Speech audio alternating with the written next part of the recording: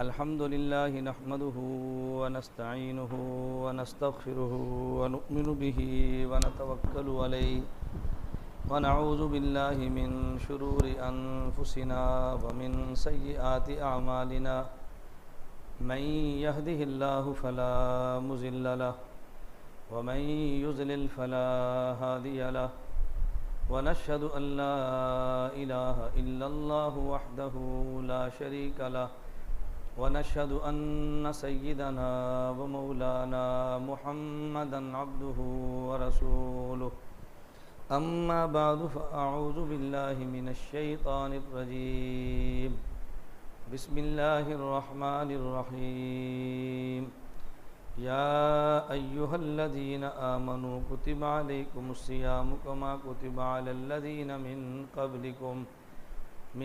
क़ब्लिकुम लअल्लकुम तत्तक़ून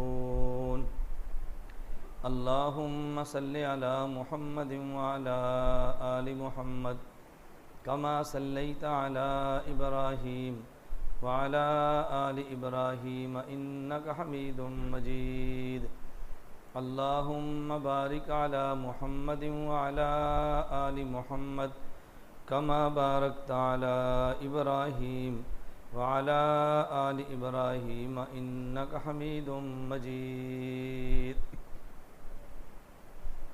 अल्लाह रब्बुल इज़्ज़त ने दुनिया भी बनाई है इंसान के लिए और आखिरत भी बनाई है इंसान के लिए। अल्लाह रब्बुल इज़्ज़त ने बहुत सारी वो नेमतें जो आखिरत में बंदे के लिए पैदा फरमाई, उसके कुछ नक्शे बनाए हैं दुनिया में कि जो जो नेमतें मैंने तुम्हें आखिरत में अता करनी है, सिर्फ़ उन नेमतों को समझने के लिए अल्लाह रब्बुल इज़्ज़त ने दुनिया में बंदे को नेमत अता फरमाई है। नाम इन दोनों नेमतों का एक होता है, लेकिन उनके जायके बिल्कुल जुदा जुदा और अलग अलग हैं। पानी इंसान दुनिया में पीता है, पानी जन्नत में भी पीगा। नाम दोनों का पानी है, जायके में बहुत बड़ा फ़र्क है। दूध इंसान दुनिया में पीता है, जन्नत में भी पिएगा। नाम दोनों का दूध है, जायके में बहुत फ़र्क है। शहद दुनिया में भी खाता है, जन्नत के अंदर भी इस्तेमाल करेगा। नाम दोनों का शहद है, जायके में बहुत बड़ा फ़र्क है।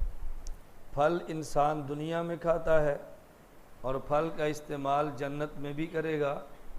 नाम दोनों का एक है, जायके में बहुत बड़ा फ़र्क है। रहने का मकान और पहनने का लिबास दुनिया में भी है, जन्नत में भी मकान और लिबास होगा। नाम दोनों का मकान और लिबास है, लेकिन दोनों के बूदोबाश में ज़मीन व आसमान से ज़्यादा फ़र्क है। अल्लाह रब्बुल इज़्ज़त ने क़यामत के बाद जन्नत की नेमतें जो बंदे को अता फरमानी हैं, उन नेमतों को समझाने के लिए हक़ जल्ला मजदहू ने दुनिया में इंसान को नेमतें अता फरमाई हैं। कुरान करीम में है कि जब अल्लाह एक नेमत देकर जन्नत में दोबारा वो नेमत देंगे, वउतू बिही मुतशाबिहा, वो पहले से मिलती जुलती नेमत होगी, तो बंदा कहेगा अल्लाह ये नेमत तो हम पहले इस्तेमाल कर चुके हैं, हुक्म होगा तो हम इसको दोबारा इस्तेमाल करो। मसलन जन्नत में एक सेब मिलता है, अल्लाह दोबारा सेब दे जन्नत में, तो बंदा कहेगा इस सेब को तो खा लिया है। हुक्म होगा कि देखने में वो भी सेब और ये भी सेब, लेकिन दोनों के जायके और टेस्ट में बहुत फ़र्क है, तुम इस्तेमाल करके तो देखो। ये जन्नत की नेमतें जो दोबारा मिलें, उनमें भी फ़र्क है। तो जन्नत और दुनिया की नेमतों में ज़मीन व आसमान का फ़र्क है। अल्लाह रब्बुल इज़्ज़त इंसान को दुनिया में भी बेहतरीन नेमतें अता फ़रमाना चाहते हैं और आखिरत में भी बेहतरीन नेमतें अता फ़रमाना चाहते हैं। फ़र्क ये है कि दुनिया में इंसान को बहुत सारी नेमतें मिलती हैं जो इंसान के मुक़द्दर में लिख दी गई हैं, और आखिरत में इंसान को नेमतें मिलेगी। जिस कदर इंसान दुनिया में मेहनत करेगा, अल्लाह उसके मुताबिक इसको मेहनत का फल और समरा अता फ़रमाएंगे। दुनिया को दारुल अमल कहते हैं और आखिरत को दारुल जज़ा कहते हैं। दुनिया में इंसान काम करता है और आखिरत में काम का सिला और बदला मिलेगा। दुनिया में इंसान अमल अपनी हैसियत के मुताबिक करता है और क़यामत के दिन अल्लाह जज़ा और बदला अपनी शान के मुताबिक अता फ़रमाएंगे। चूँकि बंदे की हैसियत बिल्कुल महदूद है, बंदे का अमल भी महदूद है, अल्लाह की शान गैर महदूद है, तो अल्लाह की तरफ से दिए जाने वाला अजर भी गैर महदूद है। इसलिए अल्लाह रब्बुल इज़्ज़त इंसान को जन्नत वो अता फ़रमाएंगे कि जिसका इंसान दुनिया में सोच भी नहीं सकता। हदीस मुबारक में है, वला उज़ुन समिअत, न उसको किसी कान ने सुना है, वला ऐनुन रअत, न किसी आँख ने देखा है, वला ख़तर अला क़ल्ब बशर, और न ही किसी बशर के दिल पे वो खटकी और तसव्वुर आया है। अल्लाह इस कदर नेमतें अता फ़रमाएंगे, लेकिन दुनिया दारुल अमल और आखिरत दारुल जज़ा है। कोई इंसान दुनिया में अमल न करे और फिर ये तवक्को रखे कि मुझे आखिरत में इनामात मिलेंगे, अल्लाह अपने करम से अता फ़रमा दे, अपने फ़ज़ल से अता फ़रमा दे, तो बंदे को इनकार नहीं है। लेकिन नबी करीम सल्लल्लाहु अलैहि वसल्लम ने जो ज़ाब्ता और फ़ैसला अता फ़रमाया, हज़ूर अकरम सल्लल्लाहु अलैहि वसल्लम ने फ़रमाया, अल-कय्यिस मन दान नफ्सहु व अमिल लिमा बादल मौत वल आजिज़ु मन अतबा नफ्सहु हवाहा व तमन्ना अलल्लाह। अक्लमंद इंसान वो है जो दुनिया में अपने नफ्स को अपना ग़ुलाम बना के रखे और मौत के बाद की ज़िंदगी के लिए आमाल करे, और बेवकूफ़ इंसान वो है जो दुनिया में अपने नफ्स और ख्वाहिशात की पैरवी करे और क़यामत के बाद के लिए अल्लाह पर तमन्ना करता रहे कि जब मरेंगे तो देखा जाएगा, अल्लाह बेहतरी मामला फ़रमाएंगे, और मेहनत न करे। हज़ूर अकरम सल्लल्लाहु अलैहि वसल्लम का फ़ैसला है कि जो अपने नफ्स को ग़ुलाम बनाए और मौत के बाद की तैयारी करे वो अक्लमंद है, और जो बंदा ख़ुद अपने नफ्स का ग़ुलाम बन जाए और मौत के बाद की तैयारी न करे लेकिन अपनी तसल्ली के लिए कहे कि अल्लाह बहुत देंगे, तो ये इंसान बेवकूफ़ है, अक्लमंद नहीं है। अल्लाह रब्बुल इज़्ज़त ने दुनिया को दारुल अमल बनाया और आखिरत को खुदा ने दारुल जज़ा बनाया है। लेकिन दुनिया में जो अमल करने हैं, कौन सा अमल किस वक्त पे करना है और कौन सा अमल किस मकाम पे करना है, अल्लाह रब्बुल इज़्ज़त मकाम और ज़मान के एतबार से अहकाम अता फ़रमाते हैं। जुम्मे का अमल कौन सा है और ज़ोहर का अमल कौन सा है, अल्लाह रब्बुल इज़्ज़त अपने पैगम्बर के ज़रिए बताते हैं, और किस जगह पे अमल कौन सा करना है ये भी हक़ जल्ला मजदहू इरशाद फरमाते हैं। तो हर मकान का अमल भी है और हर ज़मान का अमल भी है, मौके की मुनासबत से अमल और वक़्त की मुनासबत से अमल। अगर हज़ूर अकरम सल्लल्लाहु अलैहि वसल्लम की बताई हुई तरतीब के मुताबिक बंदा अमल करे, उस अमल पे अजर मिलता है, और अगर एक ही अमल हो और पैगम्बर की बताई हुई तरतीब के मुताबिक न हो, ऐसे अमल पे कोई अल्लाह के यहाँ अजर नहीं मिलता। ये शर्त है आदमी अमल करे और पैगम्बर की हिदायत के मुताबिक करे। जो हर मौके का अमल अलग है, हर वक़्त का अमल अलग है। मौके का ख्याल करना भी ज़रूरी है और वक़्त का ख्याल करना भी ज़रूरी है। शरीयत ने इबादत इंसान को दी हैं, बाज़ इबादत का ताल्लुक़ जगह से है और बाज़ इबादत का ताल्लुक़ वक़्त से है। मैं मिसाल के तौर पे अर्ज़ करता हूँ कि जिस तरह एक बंदा हज करता है तो हज का ताल्लुक़ अगर वक़्त से है तो जगह से भी है। कोई बंदा पाकिस्तान में हज करना चाहे, हज नहीं होगा। पाकिस्तान में तवाफ़ करना चाहे, तवाफ़ नहीं होगा। तवाफ़ अगर होगा तो खाना काबा का जो मक्का मुकरमा में है, अगर हज होगा तो मुज़दलिफ़ा, मिना और अरफात में जो मक्का मुकरमा में है, वो पाकिस्तान में नहीं है। तो हज अगर ख़ास वक्त पे होता है तो ख़ास जगह पर भी होता है, और जिस वक़्त में जो अमल अल्लाह फ़र्ज़ फरमा दे, जिस जगह पे जो अमल अजर फ़र्ज़ फरमा दे, उस वक़्त उसी अमल को करना मुफीद भी है और ज़रूरी भी है। और अगर उस वक़्त वो अमल न करें, उसके बदले में हज़ार अमाल करें, अल्लाह इस कदर अजर अता नहीं फरमाते।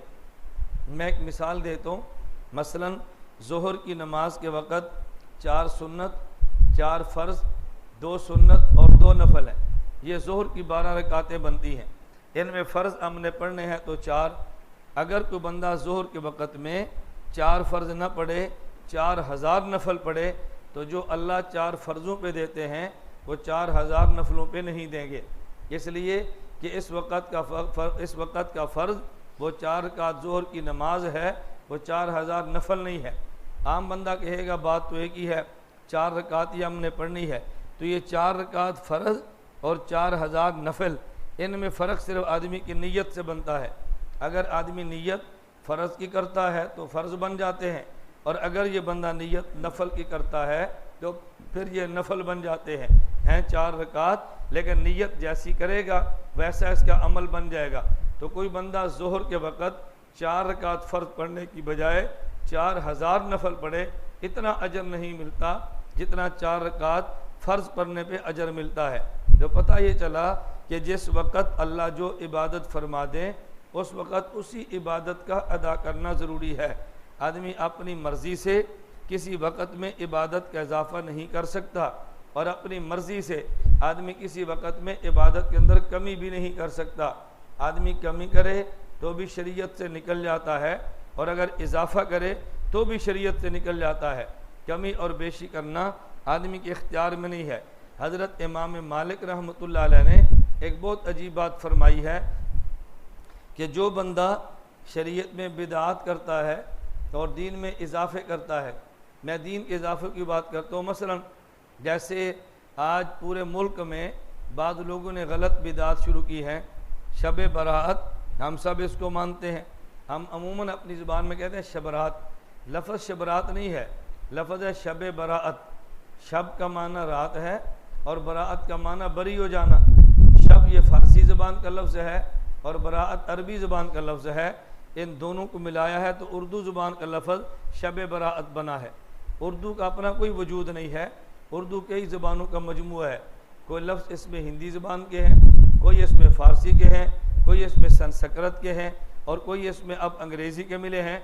उर्दू ज़बान का अपना वजूद नहीं है, उर्दू कई ज़बानों का मजमूआ है और उसके बाद उर्दू ज़बान बनती है। अब शब बरात लफ्ज़ है, शबरात का लफ्ज़ नहीं है। शब बरात में रात को नफल पढ़ना यह भी साबित है, और दिन का रोज़ा रखना यह भी साबित है। ये अच्छी तरह बात समझें। लेकिन रात के नफल वो भी अगर कोई बंदा पढ़ना चाहे तो अकेले पढ़े, अपने घर में पढ़े, सुन्नत होगा। और अगर सारे जमाओं के मस्जिद में जमात कराएं तो ये खिलाफ सुन्नत होगा। अब ये नफल अजर पढ़ने की बजाय बंदे के लिए गुनाह बन जाएगा। अगर कोई बंदा रोज़ा रखता है, जैसे आज 15 शाबान का है, रोज़ा रखता है, नफल है, अल्लाह अजर अता फरमाएगा, 1 साल का अजर भी मिल जाएगा। लेकिन अगर कोई बंदा इकट्ठा रखने अकेला रखने की बजाय सुबह ऐलानात कराओ आज सहरी है, शाम ऐलान कराओ इफ्तारी है, और देख पर चढ़ी हो और 10 बंदे इकट्ठे मस्जिद में बैठ के इफ्तारी करें, ये पता ही न चले ये रमज़ान का रोज़ा है या शब बरात के दिन का रोज़ा है। अब ये इबादत की बजाय गुनाह बन जाएगा। और ख़ुसूसन अगर कोई बंदा दिन को रोज़ा ना रखे, अगर किसी के दिल में ख्याल आया कि मैंने तो शब बरात का रोज़ा रखा है लेकिन फना बंदे ने रोज़ा नहीं रखा, तो ये बहुत बड़ा गुनाह होगा। क्योंकि नफल आदमी कर ले अजर मिलता है, और अगर नफल पर अमल न करे तो गुनाह नहीं मिलता। इसलिए इतना एहतमाम करना कि लोग रोज़ा ना रखने वाले को गुनहगार समझें। अब ये बिदत बनेगा और इसकी शरीयत में कोई गुंजाइश नहीं है। बल्कि हमारे यहाँ तो जुल्म ये है, मैं आज भी एक अखबार पे देख रहा था और सरगोदे की एक मस्जिद की तस्वीर थी शहर की, उसमें लिखा था कि शब बरात के मौके पर सरगोदे की फ़लाँ मस्जिद को चिरागा के साथ सजा दिया गया। अब बताओ, इन मस्जिदों के ऊपर झंडियाँ लगाना और मस्जिदों में लाइटें लगा के सजाना ना अल्लाह के नबी का अमल है, नबी पाक सल्लल्लाहु अलैहि वसल्लम के सहाबा का अमल है, ना किसी और का अमल है। मस्जिद की आबादी चिरागा से नहीं है, मस्जिद की आबादी झंडियों से नहीं है, मस्जिद की आबादी सबज परचम लगाने से नहीं है। मस्जिद की आबादी नमाज के साथ है, और मस्जिद की आबादी बच्चों को भेजकर कुरान करीम पढ़ने के साथ है। लोग क्या करते हैं, मस्जिद में चिरागा कर दिया और ख़ुद घर चले गए, मस्जिद को सजा दिया और मस्जिद को खाली कर दिया। इसका नाम आबादी नहीं है। मस्जिद उस चीज़ से आबाद होती है जिससे पैगम्बर ने आबाद की है। हमारी सोच में मस्जिद आबाद कभी नहीं होती। मैं खैर बता ही रहा था कि बाज़ चीज़ों को आदमी नेकी समझ कर करता है। हमारे पास यहाँ दौरा तहक़ीक़ुल मसाइल के कोर्स चल रहा था और उसमें कल ही ख़त्म हुआ। हमारे पास एक तालिब इल्म आए, वो चमन वहाँ कोयटा से आगे अफ़गानिस्तान की सरहद है, वहाँ से पढ़ने के लिए आए थे। तो रात मुझे कहने लगे कि उस्ताद जी चाबी दो मोटरसाइकिल की, हमने शहर जाना। मैंने कहा चले जाओ। वापस आए तो मुझे आकर कहते हैं हमने एक जगह देखी, वहाँ बहुत बड़ा तंबू लगा हुआ था और हलवे पूड़ियाँ पक रहे थे और लोग खा रहे थे। अब बताओ, उन लोगों ने समझा कि शब बरात के मौके पर इबादत ये है कि हलवे पूड़ियाँ पकाओ। अब हलवे पूड़ी बनाकर आदमी में तकसीम करने पर इसका शब बरात के साथ क्या ताल्लुक़ है। और बाद लोग पूरा साल कब्रिस्तान का रुख नहीं करेंगे और यकम मुहर्रम आएगा तो मर्द भी कब्रिस्तान में, औरतें भी कब्रिस्तान में। पूछो भाई क्यों कब्रिस्तान में गए हो? ये नबी की सुन्नत है, साहबा की सुन्नत है, औलिया का तरीका है। लेकिन देखा देखी भेड़ चाल की तरह एक बंदा जाएगा दूसरा भी जाएगा। तो कब्रिस्तान का ताल्लुक यकम मुहर्रम से नहीं है, कब्रिस्तान का ताल्लुक तो पूरे साल के साथ है। जब अल्लाह तौफीक अता फरमाए कब्रिस्तान में जाएं, जब अल्लाह तौफीक अता फरमाए दरूद पाक पढ़ें, जब अल्लाह तौफीक अता फरमाए वहाँ जाएं और जाके इबादत करें। हज़रत शेखुल हदीस मौलाना ज़करिया रहमतुल्लाह अलैह ने फ़ज़ाइल दुरूद शरीफ एक रिसाला लिखा है, ऊपर का स्पीकर चला हुआ है। फ़ज़ाइल दुरूद शरीफ एक रिसाला लिखा है और उसमें शेखुल हदीस मौलाना ज़करिया रहमतुल्लाह लिखा है कि एक आदमी वो गुज़रा, नेक आदमी था कब्रिस्तान के पास से। अच्छा, उससे पहले फरमाया एक लड़की थी और वो नेक नहीं थी, वो फौत हो गई, जवान लड़की थी, फौत हुई। रात को उसकी माँ ने ख्वाब में देखा कि मेरी लड़की को ये गरम ताल को, जिसे हम लोग कहते हैं, इसके अंदर इसको लपेट दिया गया और जहन्नम का अज़ाब हो रहा है। उसने एक दिन या 2 दिन के बाद देखा माँ ने ख्वाब में कि उसकी बेटी अच्छे कपड़ों में और जन्नत के मज़े ले रही है और जन्नत की नेमतें खा रही है। सुबह उसने ख्वाब में अपनी बेटी से पूछा कि बेटी अभी 2 दिन कबल मैंने देखा तो तुझे जहन्नम का अज़ाब था, अभी 2-3 दिन बाद देखा तो जन्नत की नेमतों में है। तूने ऐसा कमल मरने के बाद कौन सा किया है कि जो उसका सवाब मिलता हो? कहते उसकी बेटी ने माँ को कहा कि हमारे कब्रिस्तान के पास से एक नेक आदमी गुजरा, उसने 20 मरतबा दरूद पाक पढ़ा और उसने ये कहा अल्लाह मेरा 20 मरतबा दरूद शरीफ पढ़ने का सारा अजर इस कब्रिस्तान वालों को दे दे। अल्लाह ने 20 मरतबा दरूद पाक पढ़ने की वजह से उस कब्रिस्तान के सारे मुर्दों के गुनाह माफ़ कर दिए। अब इस पर इतना अजर मिलता है, लेकिन इसका ताल्लुक इसके साथ है, इखलास के साथ। और हमारे इबादत का मतलब ये होता है पहले देग चावल की बनाएं, फिर 4-5 बंदे घर में कुरान पढ़ने के लिए बनाएं, 5-10 औरतें जमा करने के लिए बनाएं और पूरे मोहल्ले को पता चले कि फ़लाँ जगह पे कुरान पढ़ा जाता है, फ़लाँ कुरान खानी होती है और फ़लाँ जगह पे देग चढ़ी है। इसमें रियाकारी तो हो सकती है, इखलास नहीं है, दिखावा तो हो सकता है, इस पर अजर और सवाब नहीं है। आप अजर और सवाब चाहते हैं, मस्जिद आपके सामने मौजूद है, अब यह मस्जिद से बाहर निकलें और 2 रुपये गले के अंदर डाल दें और नियत करें अल्लाह इसका अजर सवाब मेरी अम्मी या मेरे अब्बू को दे दे। वो बगैर कहने कि इंशाअल्लाह पहुँच जाएगा। मस्जिद में आवाज़ लगती है भाई मस्जिद का बिल चाहिए, ऐलान की नियत ना करो, बच्चे को कह दो भी जाकर ये 100 रुपया 500 दे दो और उसे को भी मेरा नाम न ले। और ऐलान भी क्यों कर दे? इसलिए कि हमारा एक रिवाज है जब एक आदमी दे तो दूसरे को शौक होता है, लेकिन नाम लिए बगैर कह दो भी फला किसी आदमी के घर से 100 रुपया आ गया या 200 रुपया आया और आप नियत करें हम 200 रुपया मस्जिद के बिल में देंगे, अल्लाह उसके बदले में अब्बू और अम्मी और वालदैन की कब्र को रोशन फरमा देंगे, कब्र की तारीखियाँ ख़त्म हो जाएंगी। लेकिन मैं जो बात समझा रहा हूँ सदका देना अजर और सवाब है, हम बिल्कुल सवाब के भी कायल हैं, इसाले सवाब के भी कायल हैं। जो आदमी सवाब को न माने वो भी आलो सुन्नत नहीं है और जो इसाले सवाब को न माने वो भी आलो सुन्नत नहीं है। लेकिन इसाले सवाब ऐसे करें जैसे नबी करीम सल्लल्लाहु अलैहि वसल्लम ने तरीका बतलाया है, नबी पाक सल्लम के सहाबा ने तरीका बतलाया। तो एक ही अमल होता है, अगर पैगम्बर की हिदायत के मुताबिक करें वो अमल नेक बनता है, नबी की हिदायत को छोड़ के अमल करें वो अमल बिदअत बन जाता है। अमल की वैल्यू तब बनती है जब अमल रसूल अकरम सल्लल्लाहु अलैहि वसल्लम की सुन्नत के मुताबिक। फ़कीह अबुल समरकंदी रहमतुल्लाह अलैह एक बहुत बड़े आलिम गुजरे हैं और फ़कीह अबुल समरकंदी रहमतुल्लाह अलैह ने एक वाक़या लिखा है, ये इसको अच्छी तरह समझें। हर नमाज के बाद तस्बीहात फ़ातिमा पढ़ना ये सुन्नत है। तस्बीहात फ़ातिमा का मतलब 33 बार सुबहान अल्लाह, 33 बार अल्हम्दुलिल्लाह और 34 बार अल्लाहु अकबर। ये पढ़ लेंगे ना और याद भी रखो, 33 बार सुबहान अल्लाह, 33 बार अल्हम्दुलिल्लाह और 34 बार अल्लाहु अकबर। इसको हर नमाज के बाद पढ़ने का अहतमाम करें। जिस नमाज के बाद सुन्नतें न हों नमाज के बाद पढ़ें, मसलन फ़जर की नमाज, असर की नमाज, इनके बाद सुन्नतें नहीं हैं तो नमाज के बाद पढ़ लें। और जिन नमाज़ों के बाद सुन्नतें हैं, ज़ोहर है, मगरिब है, इशा है, इशा के फ़र्ज़ पढ़ें, उसके बाद सुन्नतें वितर पढ़ें और उसके बाद तस्बीहात अपनी पूरी कर लें। 33 बार सुबहान अल्लाह, 33 बार अल्हम्दुलिल्लाह और 34 बार अल्लाहु अकबर। और अगर अल्लाह तौफीक अता फरमाए तो एक मरतबा रात को सोने लगे तो भी पढ़े, 33 बार सुबहान अल्लाह, 33 बार अल्हम्दुलिल्लाह और 34 बार अल्लाह अकबर। बताओ अगर 5 नमाजों के बाद भी पढ़ें और सोते वक़्त भी पढ़ें तो कुल कितनी तस्बीहात बनेगी? 600। कितनी बनेगी? 600। 100 मरतबा एक नमाज के बाद, 100 मरतबा दूसरी, 100 मरतबा तीसरी, 100 मरतबा चौथी, 100 मरतबा पाँचवीं, और इस सोते वक़्त पढ़ेंगे तो कुल कितने हो जाएंगे? 600। अच्छा, 600 मरतबा पढ़ने पे अल्लाह पाक देते क्या हैं? कुरान करीम में है मन जा अबिल हसनत फलो अशरु अमसालेहा। जब इंसान नेक अमल करता है अल्लाह उस नेक अमल को 10 गुना बढ़ाकर सवाब देते हैं। अल्लाह नेक अमल को 10 गुना बढ़ाते हैं। 600 को 10 से ज़रब दो तो कितने बनते हैं? 6000। कितने बनते हैं? 6000। तो जो आदमी एक नमाज के बाद 33 बार सुबहान अल्लाह, 33 बार अल्हम्दुलिल्लाह, 34 बार अल्लाह अकबर पढ़े और 100 मरतबा पढ़े, अब बताओ उसने एक दिन में कितने नेक अमाल किए हैं? 6000 नेक अमाल। अब बताओ कोई बंदा 6000 गुनाह तो नहीं करता ना, लेकिन 6000 नेकियां करनी बहुत आसान है। क़यामत अल्लाह के दरबार में आएगा, गुनाह थोड़े होंगे, नेकियां ज़्यादा होंगी, अल्लाह इस बंदे को बख्श देंगे। क्योंकि अल्लाह ने कुरान करीम में तरतीब ये बनाई है कि जिस बंदे के गुनाह कम होंगे और नेकियां ज़्यादा होंगी अल्लाह उसको जन्नत दे देंगे, नेकियां कम होंगी और गुनाह ज़्यादा होंगे वो जहन्नम में जाएगा। और जिसके गुनाह और नेकियां दोनों बराबर होंगे, जन्नत और जहन्नम के दरमियान एक बहुत चौड़ी दीवार है जिसका नाम है आराफ। जिसका नाम क्या है? आराफ। और हैरान कुन बात यह है कि बाद लोग अपनी लड़कियों के नाम रखते हैं आराफ।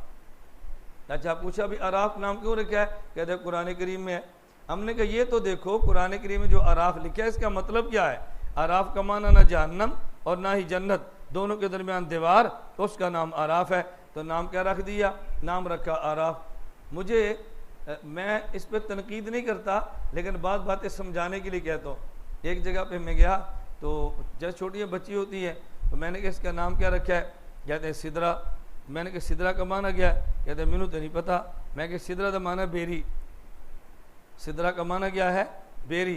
तो मैंने कहा जब बेरी पे तो कंडे होते हैं ना, ये जो बड़ी होकर जब कांटे बिछाएगी फिर आपने कहना जी मौलवी साहब हूँ की करिए, असी कहना नाम बदल दो, तो कहना जी हूँ क्यों बदली? पूरे खानदान को पता लग गया हूँ तो बदल नहीं सकते, तो रखने लगे यहाँ पूछ लो।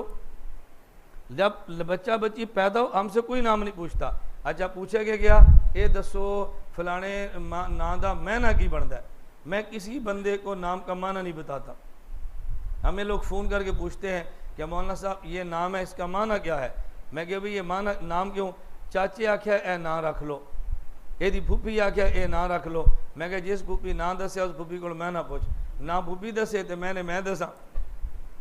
तुसी मैंने कहा भाई ना ही साढ़े को पूछ लो कि जी मौलाना साहब दसो बेटी या बेटा पैदा हो इसका नाम क्या रखें? नाम पूछ लो। नाम नहीं पूछेंगे, नाम मामी को पूछ लें, मैं ना साढ़े को पूछ लें। मैंने कहा यार मैं बात इसलिए समझाता हूँ कि नाम का आदमी की ज़ात पे असर पड़ता है। सबसे बेहतरीन नाम अब्दुल्ला है। सबसे बेहतरीन नाम क्या है? अब्दुल्ला। और उसके बाद नाम क्या है? अब्दुर्रहमान। अब वजह अब्दुल्ला नाम रखोगे अल्लाह का बंदा बनेगा, अब्दुर्रहमान रखोगे अल्लाह का बंदा बनेगा। इस नीयत से रखो अल्लाह इसको अपना बंदा बना दे, नीयत से रखो अल्लाह इसकी नीयत का असर उसके ऊपर डाल देंगे। तो अमूमन हमारे मिजाज ये है कि नाम ऐसा रखो जो पूरे ख़ानदान में किसी का नहीं है। ना इंज दिया रखो पूरे पिंड किसी का ना हो। मैं क्या काम इंज दा करेगा पूरे ख़ानदान किसी नहीं किया। नवा ना रखोगे नवा काम करेगा, फिर बाद रोना जी हूँ की करिए। मैं इसलिए बार बार गुजारिश करता हूँ अल्लाह में बात समझने की तौफीक अता फरमाए। इस नेमत की आप कदर क्यों नहीं करते? हमें समझ नहीं आती। यानी पूरी दुनिया आती है यहाँ से पढ़ने के लिए और आप नाम तक पूछना गवारा नहीं करते भाई औलाद का नाम क्या रखें। अल्लाह हम सबको बात समझने की तौफीक अता फरमाए। मैं तरगीब इसलिए नहीं देता कि आप हमसे ज़रूर पूछें, इसलिए तरगीब देते हैं कि कल क़यामत को अल्लाह को कह ना सके कि या अल्लाह से मसला पूछना सी सानू दसण वाला कोई नहीं थी। अल्लाह में मसाइल पूछने की भी तौफीक अता फरमाए और मसाइल पर अमल करने की भी तौफीक अता फरमाए। मैं खैर जो बात समझा उसको अच्छी तरह समझे। मैं ये कह रहा था अगर आदमी 600 मरतबा तस्बीहात पढ़े तो इसको अजर मिलता है 6000 नेक अमाल का। अब 6000 अमाल दिन में कौन करता होगा? गुनाह कोई नहीं करता, लेकिन 6000 नेकियां मिल गई। आप यहाँ से बाज़ार जाएं, अभी जुम्मे की नमाज़ पढ़ेंगे, जुम्मे की नमाज के बाद बाज़ार से गुजरना है ना, बाज़ार में जाएं और चौथा कलमा एक मरतबा पढ़ लें। चौथा कलमा कितनी मरतबा? एक मरतबा। ला इलाहा इल्लल्लाह वहदहु ला शरीका लह लहुल मुल्क व लहुल हम्दु युहयी व युमीत व हय्युल ला यमूत बियदिल खैर व हुवा अला कुल्लि शैइन कदीर। अब चौथा कलमा एक मरतबा पढ़ लें, नेकियां कितनी है? 10 लाख। कितनी नेकी है? 10 लाख नेकियां एक मरतबा एक कलमा पढ़ने पे। अब 10 लाख नेकियां बंदा पूरी ज़िंदगी में भी नहीं कर सकता, एक कलमा पढ़े। नबी पाक का इरशाद है अल्लाह 10 लाख नेकियां अता फरमाते हैं। क्यों? अल्लाह ने देनी है ना। अल्लाह हर बंदे को 10 करोड़ भी दे तो अल्लाह के ख़जाने में तो कोई कमी नहीं है, अल्लाह को क्या फ़र्क पड़ता है। मैं जो बात समझाने लगा था वो समझना, एक ही अमल है, अगर वो सुन्नत के मुताबिक करें तो अजर मिलता है, सुन्नत के मुताबिक न करें तो अजर नहीं मिलता। बात समझना। हज़रत अबू फ़क़ी अबुल्लाह समरकंदी रहमतुल्लाह अलैह लिखते हैं, एक आदमी नमाज के बाद 100 बार सुबहान अल्लाह पढ़ता, 100 बार अल्हम्दुलिल्लाह पढ़ता और 100 बार अल्लाह अकबर पढ़ता। बताओ सुन्नत क्या है? दसो भाई, सुन्नत की है 33 बार सुबहान अल्लाह, 33 बार ये अल्हम्दुलिल्लाह और 34 बार। और ये बंदा क्या पढ़ता है? 100 बार सुबहान अल्लाह, 100 बार अल्हम्दुलिल्लाह, 100 बारी। अब बताओ 100 मरतबा ज़्यादा है 33 बार ज़्यादा है? 100 मरतबा। लोग कहना भैया बड़ा बुजुर्ग है, क्यों? ये तो 100 बारी पढ़ता है। ये बंदा निका बुजुर्ग है, 33 बारी पढ़ता है। फ़क़ी अबुल्लाह समरकंदी फरमाते हैं वो 100 मरतबा पढ़ता और उसका ज़हन ये था कि मैं ज़्यादा पढ़ता हूँ मुझे सवाब ज़्यादा मिलेगा। अच्छा, वो उस बंदे ने ख्वाब में देखा या किसी ने ख्वाब में देखा कि क़यामत का दिन है, अल्लाह पाक अमाल पे अजर दे रहे हैं, और ये बंदा भी आया, अल्लाह अजर देने लगे तस्बीहात फ़ातिमा का। तस्बीहात, इन तस्बीहात को तस्बीहात फ़ातिमा क्यों कहते हैं? हज़रत अली रज़ी अल्लाह अन्हु की बीवी फ़ातिमा ज़हरा नबी पाक सल्लम की बेटी है। हज़रत अली के घर में थी और घर का काम खुद करती। घर के काम करने की वजह से उनके हाथों में निशान पड़ गए। तो उन्हें अली रज़ी अल्लाह अन्हु से कई बार कहा कोई ग़ुलाम ला दो, कोई बांदी ला दो, हमारे घर का काम करे। किसी जगह जिहाद था, जिहाद के अंदर ग़ुलाम और बांदियाँ हजूर के पास आ गए। अली रज़ी अल्लाह फरमाने लगे मैं नहीं कह सकता हजूर तुम्हारे अबू हैं, जब अपने अबू से कह दो कि मुझे कोई ग़ुलाम और बांदी दे दो। हज़रत फ़ातिमा ज़हरा रज़ी अल्लाह अन्हा आई, नबी पाक सल्लम के घर में, हजूर की बेटी थी और लाडली थी, जी चाहा कुछ मांगे लेकिन मांग ना सकी। अब खामोश थी, फिर चली गई। हजूर पाक सल्लम आए कि बेटी तुम कल आई थी मेरे पास, तो बताओ खैर तो थी? उन्होंने कहा हजूर देखे अबू जान ये काम कर करके मेरे हाथों का निशान पड़ गया है, और मैं आपकी खिदमत में गुजारिश करता हूँ जो बेटियों की जायज़ ख्वाहिश हो वो पूरा करना बाप की जिम्मेदारी में शामिल है। हम कभी बेटियों की जायज़ ख्वाहिश भी पूरी नहीं करते और ज़िद पे अड़ जाते हैं, जिसका नुकसान माँ को भी होता है, बाप को भी होता है और पूरे ख़ानदान को होता है। नाजायज़ ख्वाहिश कभी पूरी ना करें, और जायज़ ख्वाहिश को पूरा करना माँ और बाप दोनों की जिम्मेदारी में शामिल है। और हमें बहुत दुख होता है कि अभी लोग जायज़ ख्वाहिशात भी अपनी औलाद की पूरी करने के लिए तैयार नहीं होते। जायज़ ख्वाहिश अगर वालिदैन पूरी नहीं करेंगे तो फिर लड़कियां गुनाह करेंगी और इन गुनाहों की वबाल सारे का सारा माँ और बाप के नाम अमाल में लिखा जाएगा। अल्लाह में ये बात समझने की तौफीक अता फरमाए। खैर, हज़रत ज़हरा से हजूर ने पूछा कि बेटी बताओ क्या मसला है? उन्होंने कहा अब्बा जी मैं काम कर कर के थक जाती हूँ, हाथों में निशान पड़ गए हैं, तो कोई ग़ुलाम बांदी हमें भी दे दे। हजूर पाक सल्लल्लाहु अलैहि वसल्लम फरमाने लगे ए मेरी बेटी फ़ातिमा, मैं तुझे ग़ुलाम और बानियों से बेहतर चीज़ ना दे दूँ? उन्होंने कहा जी बेहतर दे दे, पर मैं तो हर नमाज के बाद 33 बार सुबहान अल्लाह, 33 बार अल्हम्दुलिल्लाह, 34 बार अल्लाह अकबर पढ़ लिया कर, ये ग़ुलाम और बांदी से ज़्यादा बेहतर है। हज़रत ज़हरा ने उसको पढ़ना शुरू कर दिया। तो चूँकि ये तस्बीहात हज़रत फ़ातिमा की वजह से उम्मत को मिली हैं, इसलिए इनका नाम है तस्बीहात फ़ातिमा, हज़रत फ़ातिमा वाली तस्बीहात। खैर वो बुज़ुर्ग फौत हुए या ज़िंदा थे, उनने ख्वाब में देखा क़यामत का दिन है, अल्लाह अमाल का अजर तकसीम कर रहे थे। तो ये बुज़ुर्ग भी आके खड़े हो गए। बुज़ुर्ग से मुराद ये नहीं कि बहुत बड़े आलिम थे, बुज़ुर्ग से मुराद जैसे मस्जिद में नेक आदमी और बूढ़े आदमी इबादत बहुत करते हैं। तो अल्लाह रब्बुल इज़्ज़त के दरबार में आए और तस्बीहात फ़ातिमा का अजर मिल रहा था। जब ये करीब आए तो उन्हें फरमाया भी तुम्हें अजर नहीं मिलेगा, तुम साइड पे खड़े हो जाओ। उन्होंने कहा क्यों अल्लाह मियाँ, मैं तो हर नमाज के बाद पढ़ता था। फरमाया तुम नमाज के बाद क्या पढ़ते थे? उन्होंने कहा जी सुबहान अल्लाह, अल्हम्दुलिल्लाह, अल्लाहु अकबर। पूछा कितनी बार पढ़ते थे? उसने कहा जी 100 बार सुबहान अल्लाह, 100 बार 100 बार सुबहान अल्लाह, 100 बार अल्हम्दुलिल्लाह, 100 बार अल्लाहु अकबर। तो अल्लाह पाक ने पूछा बताओ मेरे नबी ने क्या बताया था, कितनी बार पढ़ो? कहा जी 33 बार सुबहान अल्लाह, 33 बार अल्हम्दुलिल्लाह, 34 बार अल्लाह अकबर। फरमाया तुमने जो तस्बीहात पढ़ी हैं ये मेरे नबी वाली नहीं है, ये तुम्हारी है, मैं उनको सवाब दे रहा हूँ जिसने मेरे पैगम्बर की हिदायत पे अमल किया। मेरा नबी 33 बार पढ़ता है, तू 100 बार क्यों पढ़ता है? तो जो मेरे नबी ने बताया उस पर अमल करना। अब बताओ अभी जुम्मे की नमाज होगी, हमने कितनी रकातें पढ़नी है? 2 पढ़नी है ना। और अगर मैं 4 पढ़ा दूँ तो फिर तो सारे बोल रहे हैं मौलवी साहब नमाज नहीं हुई, नमाज दोबारा पढ़ो। मैं पूछूँ भी मैंने क्या जुर्म किया है? 2 रकात ज़्यादा पढ़ा दी है, कुरान पढ़ा है, रुकू किया, किरात की है। आप सब ने कहना है सारी गल्ला ठीक ने, पर जुम्मे के दिन 2 रकात हजूर ने पढ़ी है, 4 नबी ने नहीं पढ़ी। हम तुमसे 2 नहीं लेंगे, 4 नहीं लेंगे, हमने 2 ही लेनी है। हर बंदा कहेगा। अच्छा अजीब बात यह है इस पर सारे बंदे कायम और दायम है। आप अजान पढ़ें, अल्लाह का बड़ा शुक्र है, अल्लाह का बड़ा शुक्र है हमारी सारी मस्जिदों में अजान सुन्नत के मुताबिक होती है। आप कई और मस्जिदों में चले जाएं, अजान देंगे और अजान से पहले अस्सलातु वस्सलामु अलैका या रसूल अल्लाह, अजान के बाद फिर पढ़ेंगे अस्सलातु वस्सलामु अलैका या रसूल अल्लाह। आप उनसे पढ़ो, पूछो भाई आप अजान से पहले और अजान के बाद सलात क्यों पढ़ते हैं? तो लोग आपसे कहेंगे तू दरूद दा मुनकर है, तेनों हजूर नाल प्यार नहीं, हजूर दा मुनकर है। आप कहना मैं दरूद का मुनकर तो नहीं हो, तो फिर तू रोकना क्यों है? आप उनसे पूछो हजरत बिलाल नबी पाक सल्लम के बड़े आशिक थे या नबी का तू बड़ा आशिक है? हज़रत बिलाल रज़ी अल्लाह ताला अन्हु मक्के की गर्म ज़मीन पे लेटते और ग़ुलाम थे, हबशे के रहने वाले थे, कोई उनकी कीमत नहीं थी। और मक्के के बड़े बड़े सरदार उनको तपती रेत पे लिटा देते और कहते बिलाल हजूर का छात छोड़ दो। बिलाल कहते अहद अहद अहद, अल्लाह एक है, मैं अपनी जान तो दे सकता हूँ, मैं अपने नबी को नहीं छोड़ सकता। हज़रत बिलाल रज़ी अल्लाह ताला अन्हु हजूर मेराज पे गए हैं तो चौथे आसमान पे थे, नबी पाक सल्लम ने या जन्नत में थे और पाँव जूतों की आवाज़ कोई आई और फरिश्ते से पूछा ये किसके जूते की आवाज़ है? या बंदा तो कोई नज़र नहीं आ रहा, आवाज़ किसके जूते की है? उन्होंने कहा जी बिलाल चलते ज़मीन पर हैं और जूतों की आवाज़ आसमान पर आ रही है। हज़रत बिलाल इतने बड़े आदमी थे। अब पूछो भाई तू बड़ा आशिक है बिलाल? कहेंगे हज़रत बिलाल जो अजान देते थे तो अजान से पहले सलात पढ़ते थे। कहते हैं जी नहीं, तू क्यों पढ़ता है? कहते जी की अर्ज है, चलो की अर्ज है। अब बताओ जुम्मे के दिन कितनी रकातें हैं फ़र्ज? बोलो ना कितनी है? और मैं 4 पढ़ा दूँ तो की अर्ज है? तो सारा कहना ना ये नहीं होती यहाँ। अब इस पर सारे मुफ्ती बड़े हैं, नहीं होती। मैं तुम्हें कहूँ भाई तुम गुस्ताख हो, अलियाज़ु बिल्लाह बेईमान हो, नमाज नहीं मानते।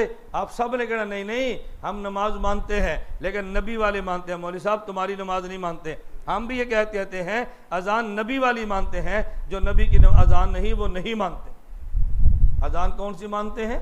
नबी पाक। ये मसले समझा करो। आप हज़रात जाते हो और कभी अल्लाह का बड़ा शुक्र है हमारे यहाँ नमाज जनाजा बिल्कुल सुन्नत के मुताबिक होता है। आप किसी और गांव में जाओ, जुम्मे की जनाजे की नमाज होगी, उसमें भाई दुआ मांगो, सब शुरू हो जाएंगे। आप वहाँ बोला करो, आप क्यों नहीं बोलते? तुम्हारे पास इल्म है, दलाइल है, बोलो। उन्हें क्यों भाई नहीं नहीं जनाजे के बाद हम दुआ मांगते हैं, लेकिन जनाजे के बाद नहीं, दफन के बाद। क्यों? नबी पाक सल्लल्लाहु अलैहि वसल्लम ने जनाजे के बाद दुआ नहीं मांगी, हजूर पाक ने दफन करने के बाद दुआ मांगी। तो दुआ कब मांगनी? जनाजे के बाद या दफन के बाद? देखो हमने कोई दुआ का इनकार किया है, दुआ मानते हैं, लेकिन दफन के बाद या जनाजे के फ़ौरन बाद? जनाजे के बाद नहीं, दफन करने के बाद। आप इन दलाइल को याद रखा करो। अच्छा एक बात ज़रा ज़हन में रख लो, अगर किसी बंदे को आपको दलील से समझाना पड़े, ज़रा मेरी दलील याद रखना। एक बंदा आपसे कहता है नहीं हम जो दुआ मांगते हैं ये जनाजे के फ़ौरन बाद सुन्नत है, आप उसे फ़ौरन कहना अच्छा भी जनाजे के बाद दुआ सुन्नत है? वो कहेगा सुन्नत है। आप उनसे कहो जी मेरा एक सवाल है। वो कहेगा जी बताओ क्या सवाल है? अब मुझे आप बताओ कि जब हम बैतुल खला में जाएं तो नबी दुआ मांगना सुन्नत है या नहीं? बैतुल खला में जाएं तो सुन्नत है ना। वो कौन सी दुआ है? अल्लाहुम्मा इन्नी औज़ु बिका मिनल खुब्से वल खबाइस। अच्छा जब बैतुल खला से निकले तो दुआ मांगना सुन्नत है, कौन सी? अल्हम्दुलिल्लाह इल्लज़ी अज़ाबा। देखो दुआ मौजूद है। अच्छा रात को सोने लगे तो दुआ मांगना सुन्नत है। अल्फाज क्या हैं? अल्लाहुम्मा बिस्मिका अमूत व अहया। मैं आपसे कहता हूँ ना कभी कभी 3 दिन 10 दिन तबलीगी जमात में आप लगा लिया करो। घर में रहकर दुआएं याद करना मुश्किल होती हैं, आदमी जमात में जाकर आसानी से दुआएं याद कर लेता है। अच्छा खाना खाने लगो, बिस्मिल्लाह वाला बरकतिल्लाह, खाना खा लिया, अल्हम्दुलिल्लाहिल्लज़ी अतामना। मैं बता ये रहा हूँ कि जिस मौके पर दुआ मांगनी सुन्नत हो तो हजूर लफ्ज़ देते हैं या नहीं? बोलते नहीं, देते हैं ना। एक बंदा कहे दुआ मांगना सुन्नत है, को जी केड़ी दुआ? कि ये तो मैं नहीं पता लेकिन है सुन्नत। बात समझना। इसे कहो अगर जनाजे के बाद दुआ मांगना हुजूर की सुन्नत है तो तू बता दे हुजूर ने कौन सी दुआ मांगी थी। भाई सवाल कर लोगे ना, पूछोगे ना भाई कौन सी दुआ मांगी। नबी पाक सल्लम ने अजान के बाद दुआ मांगी है, सुन्नत है। कौन सी? अल्लाहुम्मा रब्बा हाज़िहि दावति ताम्मा दुआ मांगी है। ऐसे कहो भाई अगर हजूर ने जनाजे के बाद दुआ मांगी है तुम बता दो दुआ कौन सी है, हमें पता तो चले ना। दफन के बाद सर की तरफ खड़े होके सूरह बकरा का पहला रुकू है, पाँव की तरफ खड़े होके सूरह बकरा का दूसरा रुकू है। मिशकात शरीफ हदीस के अंदर मौजूद है, इसको पढ़ना सुन्नत है। नबी पाक दफन करने के बाद दुआ मांगी है, उसके अल्फाज हदीस में मौजूद है। अगर जनाजे के बाद दुआ मांगते उसके अल्फाज भी तो होने थे ना। मैं सिर्फ इतनी बात बता रहा हूँ, अमल अल्लाह वो कबूल करते हैं जो पैगंबर की सुन्नत के मुताबिक हो, नबी की सुन्नत के मुताबिक ना हो। अल्लाह ऐसे अमल को बिल्कुल कबूल नहीं करते। अल्लाह रब्बुल इज़्ज़त ने नबी पाक सल्लम के ज़रिए हर वक़्त की इबादत दी है, हर मौसम की इबादत दी है। मौसम में इबादत करें जो नबी ने दी है, वक्त में इबादत करें जो नबी ने दी है। आगे रमज़ानुल मुबारक आ रहा है, रमज़ानुल मुबारक में बात अच्छी तरह समझना। और नबी पाक सल्लम ने किस मौके पर इबादत क्या फरमाई है, हजूर ने किस मौके पर दुआ कौन सी मांगी है, ये मुझे और आपको पता उस वक़्त चलेगा जब नबी पाक सल्लम के सहाबी बताएंगे। अगर अल्लाह के नबी का सहाबी न बताए उम्मत को बिल्कुल पता नहीं चल सकता।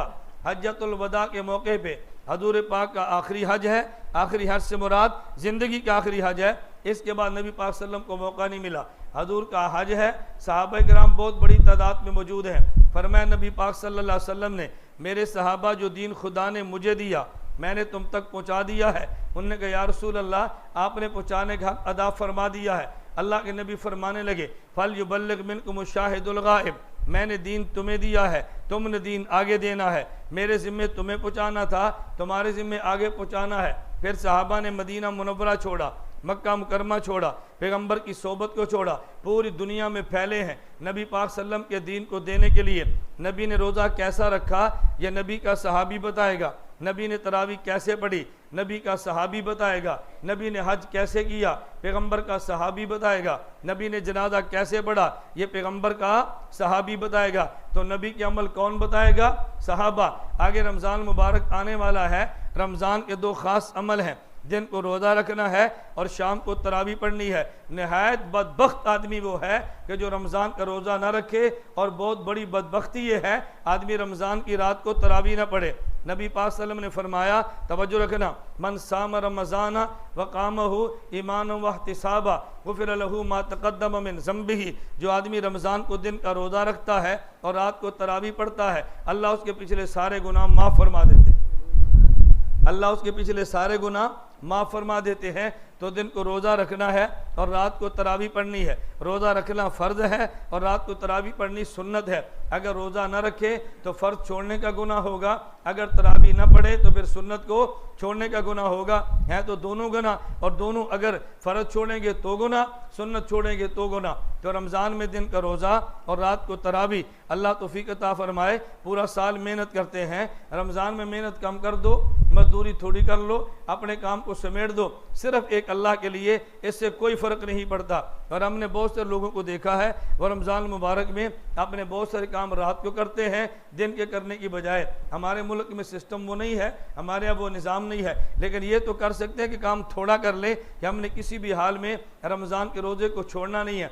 मैं समझता हूँ ये बिल्कुल जुलाई का गर्मी का रमज़ान है जो रखना बहुत मुश्किल है, लेकिन अल्लाह रब्बुल इज़्ज़त जब सब्र अता फरमाए फिर कोई मुश्किल नहीं है।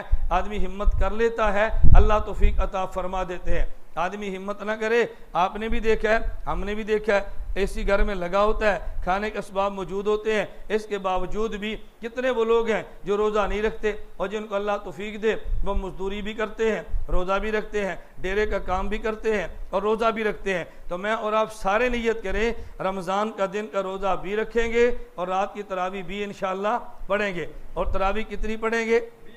अभी ये मैंने मसला समझाना है, तरावी कितनी पढ़ेंगे? 20 तरावी पढ़ें, ये 8 रकात तरावी की तरफ कभी ना जाए। हमारे यहाँ बहुत सारे लोग देखा देखी चल पड़ते हैं, वो जी 8वीं दे तरावियां ने ना जड़ 8 आखद है कोई हदीस ओदे कोल भी तो होनी है ना, और मौलवी साहब इंजे तो नहीं आखदे। फिर लोग कहेंगे वो जो मिर्ज़ाई और कादियानी है, मिर्ज़े बेईमान ने नबूवत का दावा किया है, उसने कहा जी मैं नबी हूँ, कोई दलील तो वो भी देता था, देखना दलील गलत है या झूठी है। अल्लाह रब्बुल इज़्ज़त ने जन्नत में फरमाया उसजुदू आदम, मेरी दलील पे गौर करना, उसजुदू आदम, सारे आदम को सजदा करो। फसजदल मलाइका, सारे फरिश्तों ने सजदा किया, इल्ला इबलीसा, इबलीस ने कहा मैं सजदा नहीं करता। अल्लाह ने पूछा या इबलीस मा मना का अन तस्जुदा लिमा खलक़त बियदैया अस्तकबरत अम कुन्त मिनल आलीन, ए इबलीस तूने सजदा नहीं किया, तू मुतकब्बिर है, तू क्यों सजदा नहीं करता, जब मैंने हुक्म दिया तू क्यों नहीं किया। इबलीस ने दलील दी है, उसने कहा अल्लाह खलक़तनी मिन नार व खलक़तहु मिन तीन अना खैरुम मिनहु, अल्लाह मैं बेहतर हूँ, इसको सजदा मैं क्यों करूँ। दलील क्या है, उसने कहा मुझे आग से बनाया, इसको मिट्टी से बनाया, मिट्टी नीचे जाती है, आग ऊपर उठती है, जो ऊपर जाए वो बुलंद होता है, जो नीचे जाए वो घटिया होता है, मैं अल्लाह होकर इसको सजदा क्यों करूं। दलील दी कि नहीं, बोलो दलील दी कि नहीं। तुसी इस दलील को तोड़ो, इबलीस की दलील को तोड़ कर दिखाओ, नहीं इबलीस की दलील गलत है, तुसी नहीं तोड़ सकते। खुदा ने दलील का जवाब दिया, फरमाया अखरुज, दफा हो जा, निकल जा मेरे दरबार से, मैं हुक्म देता हूँ तू तवीलें करता है, मैं हुक्म देता हूँ तू गड़बड़। अब दलील तो इबलीस ने भी दी थी। हमारे लोग क्या कहते हैं, वो जो 8 पढ़ता है कोई दलील तो होनी है ना, भाई ये देखो दलील गलत है या ठीक है, ये नहीं कि दलील होनी है कि नहीं। इसलिए अल्लाह तौफीक अता फरमाए, रमज़ान का रोज़ा और रात को तरावी, और तरावी कितनी ना, ये 8 वाली तरावी छोड़ दे, 8 वाली तरावी का कोई शरीयत में रिवाज नहीं है, सिर्फ तरावी 20 है और 20 सुन्नत है। अल्लाह पाक का बहुत बड़ा करम है, अल्लाह का बहुत बड़ा शुक्र है।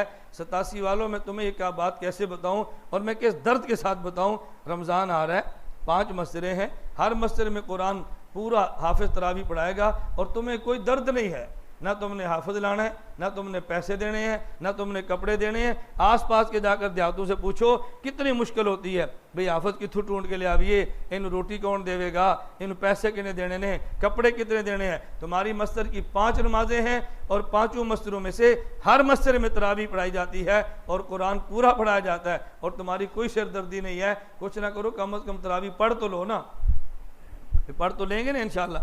हाँ, अभी से नियत करो इंशाल्लाह रमज़ान का रोज़ा भी रखेंगे और रात को तरावी भी पूरी अदा करेंगे। और मैं आखिरी बात कहता हूँ, इसका भी एहतमाम करें, जिन हज़रात को अल्लाह रब्बुल इज़्ज़त ने तौफीक अता फरमाई है, उनके पास पैसे मौजूद हैं, अपने पैसों की ज़कात ज़रूर दिया करें।